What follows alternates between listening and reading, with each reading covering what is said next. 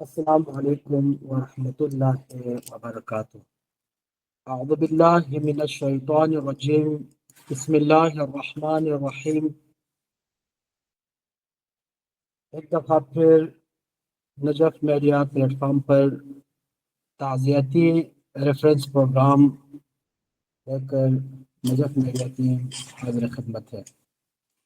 قال اللہ تبارک و تعالی فی قرآن المجید، بسم اللہ الرحمن الرحیم، وَلَا تَحْسَبَنَّ الَّذِينَ قُتِلُوا فِي سَبِيلِ اللَّهِ أَمْوَاتًا بَلْ أَحْيَاءٌ عِنْدَ رَبِّهِمْ يُرْزَقُونَ۔ شب جمعہ، شب دعا، شب مناجات، یہ وہ رات ہے جس میں امید ہے۔ مرحومین بھی ہماری طرف امید کی نگاہ سے دیکھ رہے ہوتے ہیں۔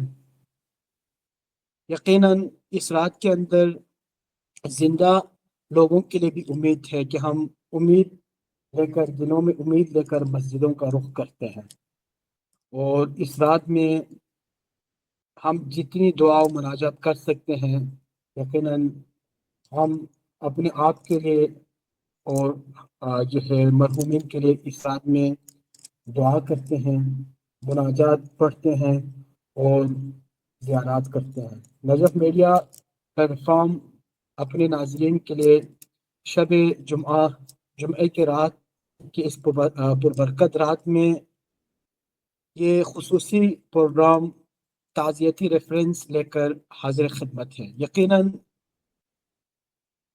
وہ قوم زندہ قوم ہوتی ہے، یا وہ افراد زندہ افراد ہوتے ہیں جو اپنے محسن کو یاد رکھیں، اور وہ مردہ ضمیر قوم ہوتی ہے، یا وہ مردہ ضمیر افراد ہوتے ہیں جو اپنے محسن کو بھول جائیں۔ اور آج اگر ہم دیکھیں تو یہ شہداء جنہوں نے اپنا خون پیش کر کے، خون کا نذرانہ پیش کر کے، اپنی جانوں کی قربانی دے کر جو احسان ہم پر اور ملت پر کیا ہے، اگر ہم اس احسان کو فراموش کریں تو یقیناً اس سے مردہ ضمیری اور کوئی نہیں ہو سکتا، اور کچھ نہیں ہو سکتا کہ ہم اس بڑے احسان کو بھول جائیں۔ تو یقیناً اس بہت عظیم احسان پر ایک تعزیتی ریفرنس پروگرام لے کر نجف میڈیا اپنے بساط کے مطابق ان عظیم شہدائے اسلام، شہدائے ملت ایران، شہدائے ملت پاکستان، شہدائے ترلائی اور تمام شہداء جنہوں نے اپنا عظیم خون کا نذرانہ پیش کر کے اس مکتب کی آبیاری کی اور اس نظریے کو مستحکم کیا، اور خصوصاً وہ عظیم شہید رہبر شہید سید علی خامنائی یقیناً اس تعزیتی پروگرام ہم سے جتنا، جہاں دنیا کی جس کونے میں ہم رہتے ہیں، جہاں پہ جو کچھ ہمیں حاصل ہے، جو کچھ ہم کر سکتے ہیں اس عظیم شہید کے حق میں، اس کے احصال ثواب کے لیے ہم جو کچھ کر سکتے ہیں اپنے بساط کے مطابق، یقیناً یہ ان کا حق ہے کہ ہم ان کے نام پہ یہ پروگرام کریں، ان کے یاد کو زندہ کریں اور ان کے احصال ثواب کے لیے دعا کریں، خصوصاً ان کے راہ کو جاری رکھ سکیں۔ تو اس حوالے سے ہم اپنی اس چھوٹی سی کوشش کو لے کر آپ ناظرین کی خدمت میں حاضر ہوئے ہیں، اور ہم اس پروگرام کے اندر ان عظیم شہداء کی یاد میں انشاءاللہ تلاوت قرآن بھی سنیں گے، اور ساتھ میں یقیناً سب سے بڑا ثواب جس عمل کو حاصل ہے وہ زیارت عاشورہ ہے، جس کی تلاوت کا ثواب آپ سب جانتے ہیں کہ حج کرنے سے بھی زیادہ اس کا ثواب ہے۔ تو یقیناً ہمارے ساتھ اس عظیم عمل میں اور اس پروگرام کے اندر ہمارے ساتھ تشریف رکھتے ہیں جناب مولانا قاری ایاز احمد نجفی صاحب، کہ آپ کو ہم خوش آمدید کہتے ہیں، اور آپ تشریف لائے ہیں تاکہ یقیناً بہت نہایت دل نشین آپ تلاوت کرتے ہیں آپ کی آواز سے، تو ہم تقاضا کریں گے کہ اگر آپ اس پروگرام کا آغاز تلاوت قرآن کے ساتھ کریں تاکہ زیارت اور تمام مرحومین، تمام شہداء اسلام کو ہم یاد کر سکیں۔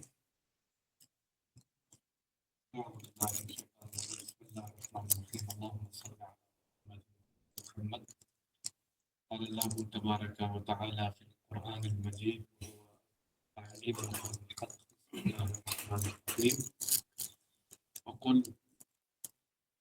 ربي لولا دعاكم ما يعظ بكم ربي لولا دعاكم. پروردگار عالم قرآن مجید میں ارشاد فرما رہا ہے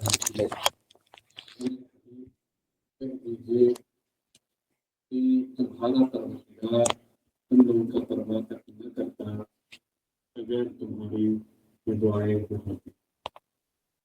کیونکہ شب جمعہ ہے، شب توبہ ہے، شب مغفرت ہے، شب زیارت ابا عبداللہ حسین ہے، اور یہ خوبصورت پروگرام پروگرام ہے تعزیتی ریفرنس ہے آپ کے توسط سے، اور نجف میڈیا کی چھوٹی سی کوشش ہے کہ پروگرام عالم اپنے بارگاہ میں قبول و مقبول فرمائے انشاءاللہ. رہبر معظم شہید رہبر آیت اللہ عظمی سید علی خامنائی کے روح کے سال کے لیے، اور ان کے ساتھ جتنے بھی ان کے رفقا شہید ہو چکے ہیں ان کے روح کے سال کے لیے، اور اسلام آباد پاکستان میں ترنائی میں جتنے بھی بارگاہ میں جو بلاسٹ میں شہید ہو چکے ہیں ان کے روح کے سال ثواب کے لیے، اور جن مومنین مومنات نے ہماری ذمہ دعائیں لگائی ان کے آواز کے برآمدگی کے لیے اور ہم سب کے مرحومین کی مغفرت کے لیے. یہ پروگرام کو ہم احساس کرتے ہیں جوار مولا کائنات سے یہ پروگرام جاری و ساری ہے. جو برادران مومنین مومنات ہمیں دیکھ رہے ہیں اس وقت کیونکہ لائی ہے جوار مولا کائنات سے پروگرام ہے، تو ان کے تمام مومنین کی نیابت میں ان کے مرحومین کی مغفرت کے لیے پہلے ہم چند آیات کی تلاوت کرتے ہیں قرآن مجید کی، تاکہ جو مرحومین ہمیں اس وقت یاد کر رہے ہیں، کیونکہ روایات کے مطابق آج شب جمعہ جو ہیں پروردگار عالم ان کو اجازت دیتے ہیں کہ وہ اپنے لواحقین کے در پر جائیں اور لواحقین سے یہ تقاضا رکھتے ہیں کہ وہ ہمیں کیا ہدیہ وہ بھیج دیتے ہیں، ہمیں لے کر آتے ہیں. تو انشاءاللہ اس امید کے ساتھ کہ پروردگار عالم ہماری اس چھوٹی سی کاوش کو اپنے بارگاہ میں قبول و منظور فرمائیں گے انشاءاللہ. میں چند آیات کی تلاوت کروں گا آپ کے توسط سے. بسم اللہ الرحمن الرحیم. اعوذ باللہ من الشیطان الرجیم.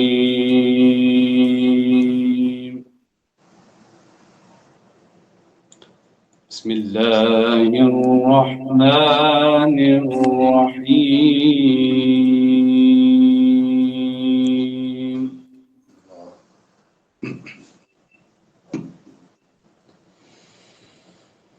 يسبح لله ما في السماوات وما في الأرض الملك القدوس.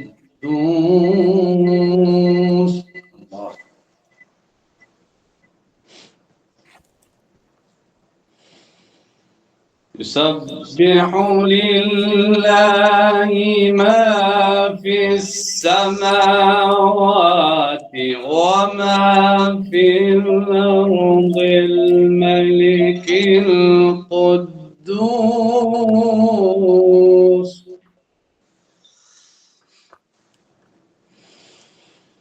يسبح لله ما في السماوات وما في الأرض الملك القدوس العزيز الحكيم.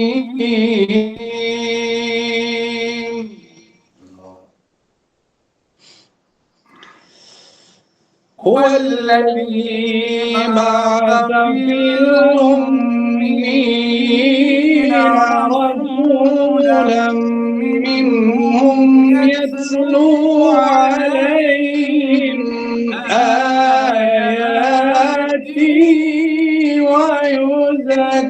ويزكيهم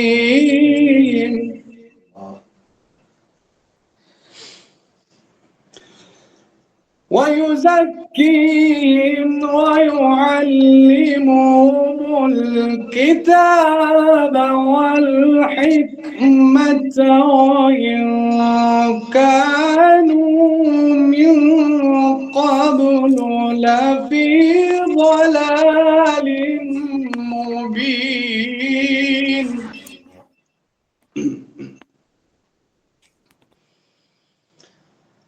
وآخرين منهم لما يلحقوا بهم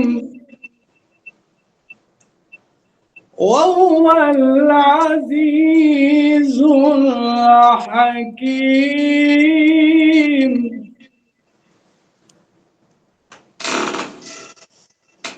ذلك فضل الله يؤتيه من يشاء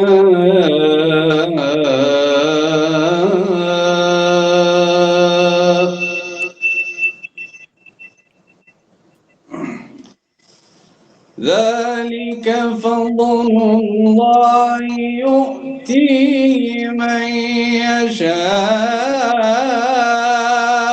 والله ذو الفضل العظيم.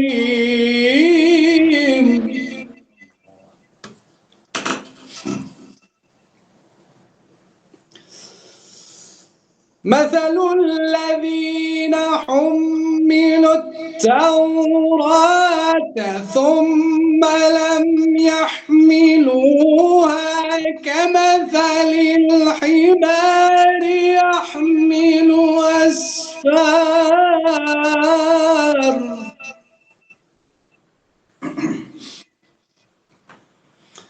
بئس مثل القوم الذين كذبوا بآيات الله والله لا يهدي القوم الظالمين.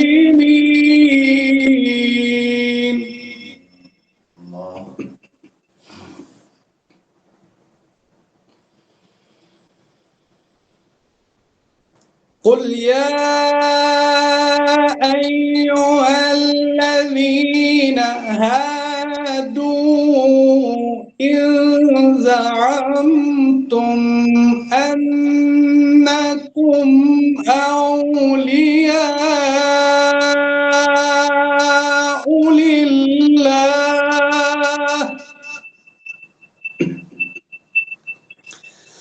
إن زعمتم أنكم أولياء لله من دون الناس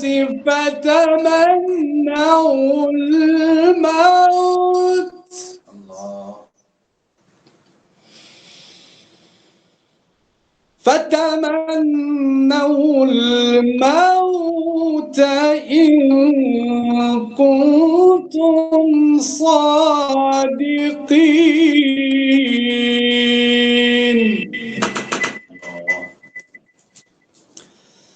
ولا يتمنونه أبدا بما قدمت أيديهم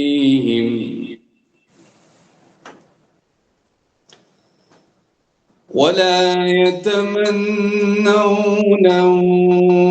أبدا بما قدمت أيديهم والله عليم بالظالمين.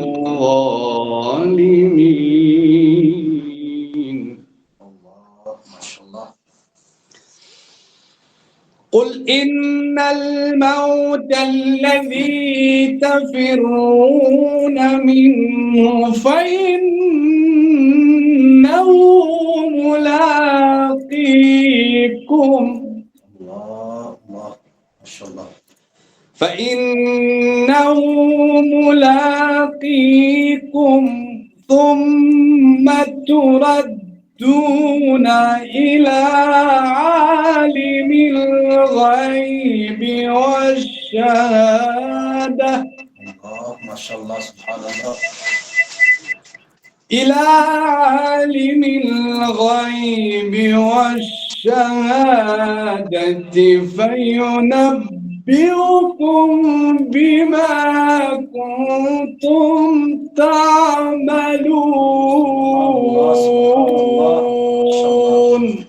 ما شاء الله. صدق الله العلي العظيم. سبحان الله. اللهم صل على محمد وآل محمد وعجل فرجهم يا اللہ. تو ہم جو آیات تلاوت کر چکے ہیں وہ ہدیہ کرتے ہیں الی روح المغفور آیت اللہ العظمی سید خامنائی علی خامنائی کے روح کو، اور دیگر تمام شہداء ان کے ساتھ شہید ہو چکے ہیں، ملت ایران کے جتنے بھی شہداء ہیں، اور شہداء پاکستان، شہداء پرچنار، شہداء گلگت بلتستان کے نام پر انشاءاللہ پروردگار عالم ان آیات کے صدقے میں ان کے روح کو محمد و آل محمد کے ساتھ محشور فرمائیں گے، ان کے گناہان صغیرہ کی وجہ معاف فرمائیں گے. اس آیت میں جیسے کہا کہ اگر تم اولیاء اللہ میں سے ہو، یقیناً تم گمان کرتے ہو تو تم موت کی تمنا کرو اللہ جیسے شہداء کرتے تھے. اور یقیناً اس آیت پر عمل جو ہے جیسے کہ آیت اللہ العظمی حضرت آیت اللہ شہید خامنائی رحمہ اللہ تمنا کرتے رہے زندگی بھر کی پروردگارہ مجھے شہادت کی موت دے. ان کا ایک بیان سن رہا تھا، کہہ رہے تھے کہ مجھے اس چیز سے میرا دل تنگ ہوتا ہے کہ کہیں ایسا نہ ہو کہ ہم پیچھے رہ جائیں اور شہادت نہ ملے، تب یہ موت آ جائے. اس کا خوف تھا واقعا. تو یہ ہے کہ اور یہ فرمایا کہ جو لوگ کافر ہے وہ کبھی بھی موت کی تمنا نہیں کرتا بلکہ وہ فرار اختیار کرتا ہے، وہ تو بھاگنے والے ہیں. لیکن جو علی والے ہیں وہ ہمیشہ موت کی تمنا کرتا ہے. تو علی والوں کے روح کے احصال ثواب کے لیے ہیں یہ مجلس سے. آپ تمام دیکھنے والے جوار ائمہ میں بیٹھے ہوئے ہیں. شب جمعہ ہے، شب توبہ ہے، شب المغفرت ہے، اور شب زیارت امیر المومنین ہے، شب زیارت امام حسین ہے، شب زیارت امام زمانہ عجل اللہ تعالی فرجہ الشریف ہے.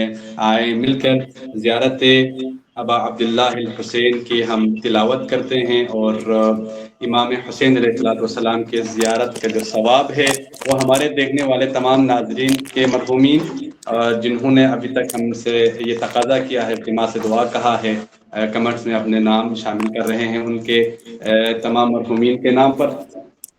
اور چونکہ آپ بھی سعادت خوش نصیب ہے کہ جوار مولا کائنات سے یہ پروگرام آپ دیکھ رہے ہیں، تو یقیناً آپ کے دل میں یہ تمنا اور یہ خواہش ضرور ہوگی کہ پروردگارہ ہم بھی اگر کاش ہم بھی نجف میں ہوتے تو در امیر المؤمنین میں ہم ہوتے، اور شب جمعہ جتنے لوگ جو کربلا کی طرف جاتے ہیں تو ہم بھی کربلا جاتے اور زیارت کرتے ہیں.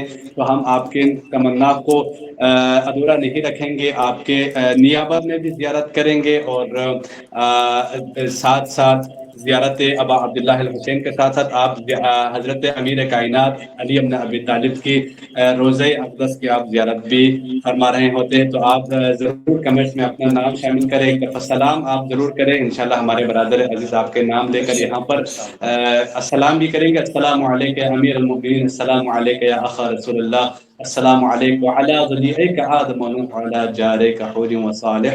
یقیناً آپ دل سے جب زیارت کرتے ہیں تو دور جتنے ہو پیش یمنی در یمنی در یمنی پیش منی، جیسے کہ رسول اللہ صلی اللہ علیہ وآلہ وسلم نے فرمایا کہ جو یمن میں ہوتا ہے اگر میری اتباع کرنے والا حقیقت میں چاہنے والا ہو تو جیسا کہ میرے ہاں ہیں، اور میرے قدموں کے ساتھ میرے گھر کے دہلیز میں ہوتے ہوئے، میرے محفلوں میں ساتھ ہوتے ہوئے اگر میرے فرمان پر میری اطاعت نہ کرے تو گویا کہ وہ یمن میں ہے. اور جیسے کہ بہت سارے روایت میں ہم نے دیکھنے کو ملتے ہیں کہ ابا عبداللہ الحسین کی زیارت جو ہے نا، اب اپنے گھر کے چھت پر نکل کے روح قبلہ ہو کر السلام علیکم یا ابا عبداللہ کہے گا تو دل سے کہنے والوں کے لیے جواب ضرور ملتا ہے. جو بات دل سے نکلتی ہے اثر رکھتے ہیں، اور وہ جواب بھی اسے پروردگار عالم اور ائمہ طاہرین کی طرف سے، چونکہ وہ شہید ہے، شہید کبھی مردہ نہیں ہوتا، جو زندہ ہوتے وہ جواب دے دیتا ہے. آئے مل کے زیارت ابا عبداللہ الحسین کی تلاوت کرتے ہیں اس امید کے ساتھ کہ پروردگار عالم آپ اور مجھ سمیت جتنے بھی मोमिनीन इस वक्त इस प्रोग्राम को देख रहे हैं, उनके हवाइज के बराबरदगी के लिए जिन्होंने इल्तिमा से दुआ कहा है, अभी जिन्होंने हमारे लिए इल्तिमा से दुआ कहा, उन सबके हवाइज के बराबरदगी के लिए, और शुहदा के रूह के इरसाल सवाब के लिए, और हम सबके मरहूमीन के मगफिरत के लिए आए ज़ियारत अबा अब्दुल्लाह की तिलावत करते हैं। दिलों को ले चले करबला ये मुक़द्दस की तरफ, जिनके दिल में ये तमन्ना है काश हम भी करबला में होते, शुहदा के लिए दुआ करते। मेरे अल्लाह तमाम हाजतमंदों की हाजत बराबरदा फरमा, मिल्लत ईरान की नुसरत अता फरमा, फतह नुसरत अता फरमा, उनके परेशानियों को बेहक इमाम हुसैन अलैहिस्सलाम दूर फरमा। या इमाम ज़माना तू देख रहा है तेरे चाहने वालों पर होने वाले मजालिम।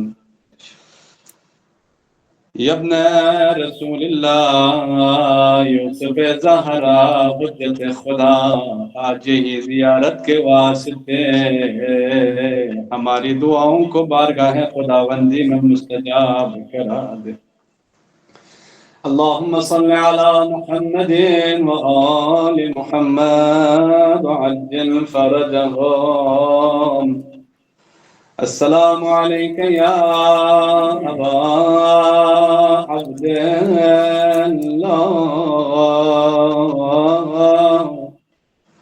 अस्सलामु अलैका या इब्ना रसूलिल्लाह, अस्सलामु अलैका या इब्ना अमीरिल मुमिनीन व इब्ना सय्यिदिल वसीय्यीन।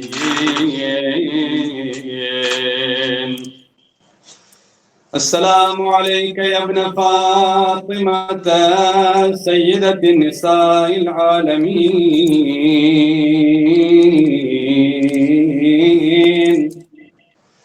अस्सलामु अलैका या सार अल्लाह व इब्न तारिही वल वित्रल मौतूर।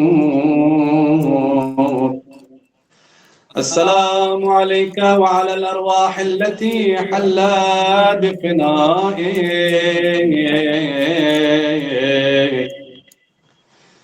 अलैकुम मिन्नी जमीअन सलामुल्लाहि अबदन मा बक़ीतु व बक़ियल लैल वन नहार। या अबा अब्दिल्लाह, या अबा अब्दिल्लाह, लक़द अज़मतिर रज़िय्यतु व जल्लत व अज़मतिल मुसीबतु बिका अलैना व अला जमीइ अहलिल इस्लाम व जल्लत व अज़मत मुसीबतुका फिस समावाति अला जमीइ अहलिस समावात। फलअन अल्लाहु उम्मतन अस्ससत असासल ज़ुल्म वल जौर अलैकुम अहलल बैत। वलअन अल्लाहु उम्मतन दफ़अतकुम अन मक़ामिकुम वअज़ालतकुम अन मरातिबिकुम अल्लती रत्तबकुमुल्लाहु फ़ीहा। वलअन अल्लाहु उम्मतन क़तलतकुम वलअन अल्लाहु अल-मुमहिदीन लहुम बित्तमकीन मिन क़ितालिकुम। बरीअतु इलल्लाहि व इलैकुम मिनहुम व मिन अशयाइहिम व अत्बाइहिम व औलियाइहिम। या अबा अब्दिल्लाह, या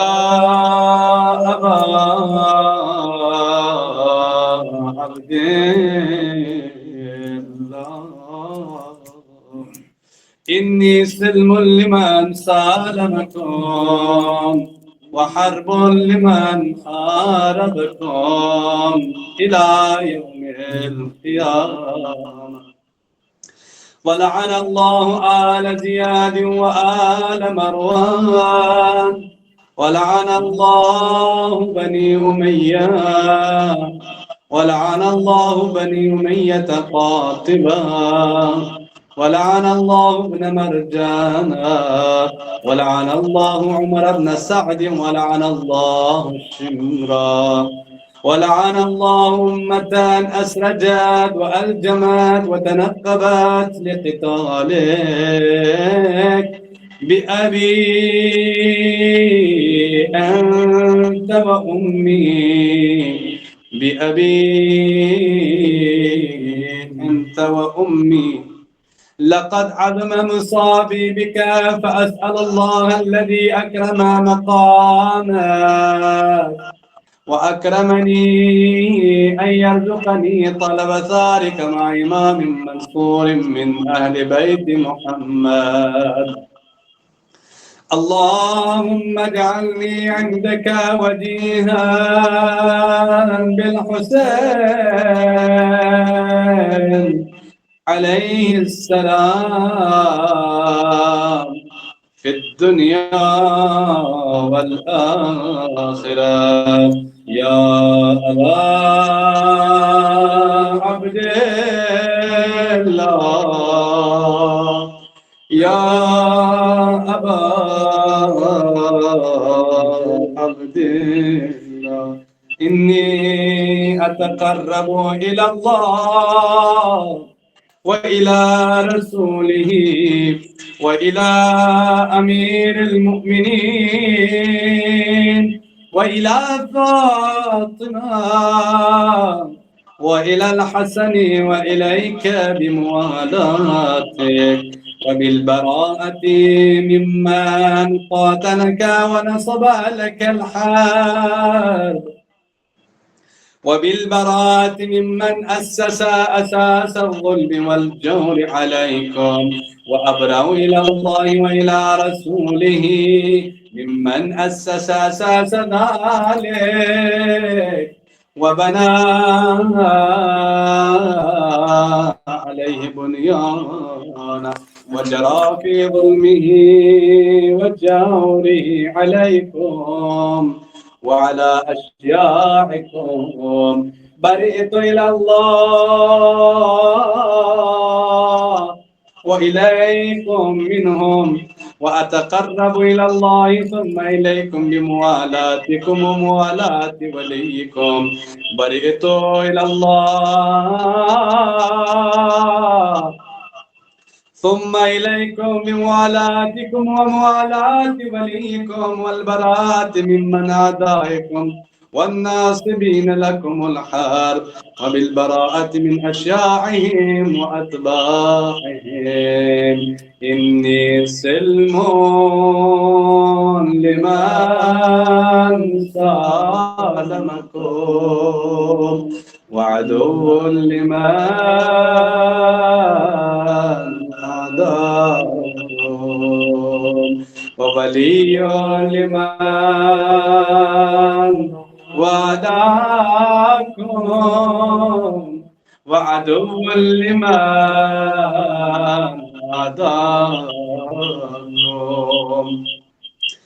أسأل الله الذي أكرمني بمعرفتكم ومعرفة أوليائكم ورزقني البراءة من أعدائكم أن يجعلني معكم في الدنيا والآخرة وأن يثبت لي عندكم قدر صدق في الدنيا والآخرة. وأسأله أن يبلغ المقام المحمود لكم عند الله وأن يرزقني طلب ثاري مع إمام منصور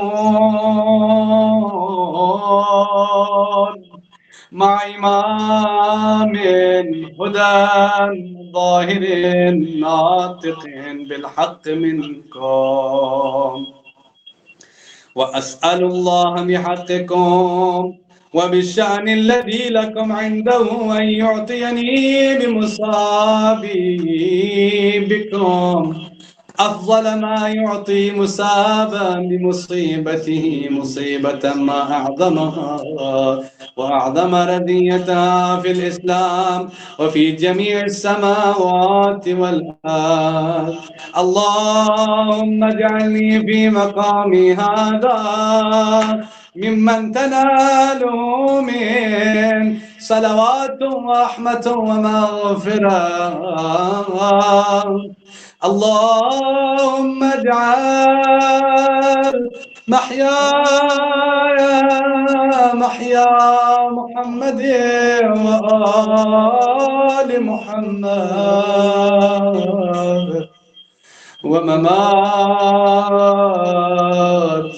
ممات محمد وآل محمد.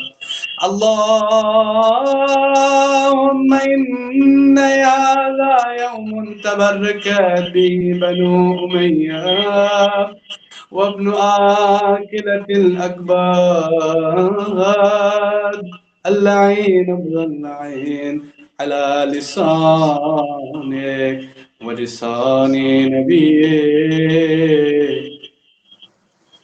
صلى الله عليه وآله في كل موطن وموقف وقف فيه نبيك صلى الله عليه وآله. اللهم لعن أبا سفيان ومعاوية ويزيد بن معاوية عليهم منك اللعنة أبد الآبدين. وهذا يوم فرحت به آل زياد وآل مروان بقتلهم الحسين صلوات الله عليه. اللهم فضاعف عليهم اللعنة آمين والعذاب الأليم. اللهم إني أتقرب إلى الله إليك في هذا اليوم وفي موقفي هذا وأيام حياتي وبالبراءة منهم واللعنة عليهم بموالاة لنبيك وآل نبيك عليه وعليهم السلام. اللهم لعن أول ظالم ظلم حق محمد وآل محمد وآخر تابع له على ذلك. اللهم لعن النصابة التي جاهدت الحسين والشايعات وبايعات وتابعات على قتله. اللهم لعنهم جميعا. दिलों को ले चले करबला की तरफ. अस्सलामु अलैका या अबा अब्दिल्लाह وعلى الأرواح التي حلت بفنائك عليك مني سلام الله أبدا ما بقيت وبقي الليل والنهار ولا جعله الله آخر العهد مني لزيارتكم. السلام على الحسين وعلى علي بن الحسين وعلى أولاد الحسين وعلى أصحاب الحسين وعلى أنصار الحسين. السلام عليك يا قمر بني هاشم. السلام عليك يا ابن أمير المؤمنين. السلام عليك يا أبا الفضل العباس يا ابن أمير المؤمنين. السلام عليكم يا شهداء كربلاء جميع رحمة الله وبركاته. السلام عليك يا صاحب العصر والزمان. السلام عليك يا خليفة الرحمن. السلام عليك يا إمام الإنس والجان. عجل الله تعالى فرجك وسهل الله تعالى مخرجك وظهورك ورحمة الله وبركاته. پروردگار ہماری اس تھوڑی سی بات کو تیری بارگاہ میں قبول و منظور فرما. پروردگار جنہوں نے ہمیں التماس دعا کہا ہے ان سب کے حاجات کو برآوردہ فرما. پروردگارہ بحق محمد و آل محمد ہماری دعاؤں کو تیری بارگاہ میں قبول و منظور فرما. جو پریشان حال ان سب کی پریشانیاں دور فرما. ملت ایران کو فتح و نصرت عطا فرما. ہماری دعاؤں کو تیری بارگاہ میں قبول و منظور فرما. ہمارے مرحومین کی مغفرت فرمانے جوار ائمہ میں جگہ عنایت فرما. اللہم صلی علی محمد وآل محمد وعجل فرجهم. ہم انتہائی مشکور ہیں کہ آپ نے انتہائی خوبصورت انداز میں تلاوت قرآن کی اور ساتھ ہم سب کی نیابت میں ناظرین کی نیابت میں آپ نے زیارت امام حسین کی طرف دلوں کو متوجہ کیا اور زیارت امام حسین کی یقیناً ان تمام تلاوتوں کا انشاءاللہ جو اس ثواب ہے انشاءاللہ ہم ان ارواح عالیہ کو احسان کرتے ہیں جنہوں نے یقیناً جو ہے اتنی بڑی قربانی دے کے سب کچھ قربان کر کے ہم پہ احسان کیا ہے.